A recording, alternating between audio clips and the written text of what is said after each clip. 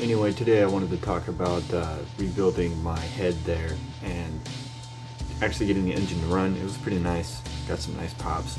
Still got to screw with the carb quite a bit. It seems to just piss fuel everywhere. It does run pretty nicely though. I was hoping that it would run rather than I screw up the ports and fuel doesn't atomize properly and I can't get it to run.